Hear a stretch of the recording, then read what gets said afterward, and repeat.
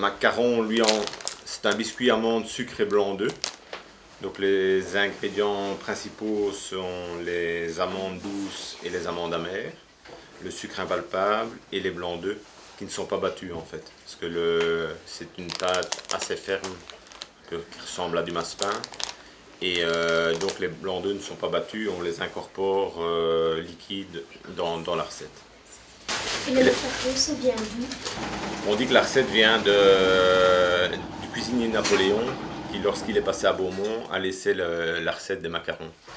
Donc en fait, quand Napoléon est venu dormir à Beaumont, les dames de Beaumont l'auraient aidé pour leur repas et ils auraient aidé le cuisinier. Et à ce moment-là, en échange, il aurait laissé sa recette.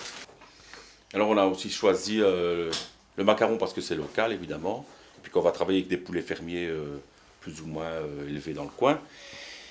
Et alors comme à Beaumont, on va commémorer le passage de Napoléon le 15 juin 1815, cette fameuse nuit qu'il a passée à Beaumont avec toute son armée. Il a logé ici au château à Paris-Danse.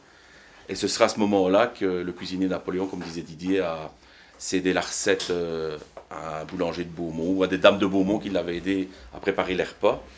Ben, c'est un petit clin d'œil en même temps à Napoléon, puisque ici, le 28 avril à Beaumont, on va faire une petite fête pour commémorer son passage avec une retraite au flambeau, etc. Et les enfants de l'école vont participer à des sketchs, des animations, des choses comme ça. Donc on a un petit lien avec les deux activités comme ça.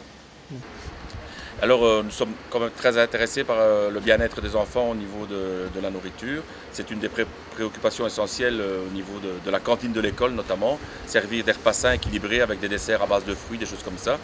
Donc on est vraiment dans une logique, une démarche tout à fait adaptée pour que nos enfants participent à ce concours, puisque bon, le concours organisé par monsieur et madame Marsin aussi est dans cet esprit d'utiliser des produits locaux, des bons produits locaux. C'est de pouvoir donner aux enfants l'occasion de voir des produits locaux, de les conscientiser un peu sur la malbouffe, on va dire, qu'il y a moyen de manger tous les jours quelque chose de convenable.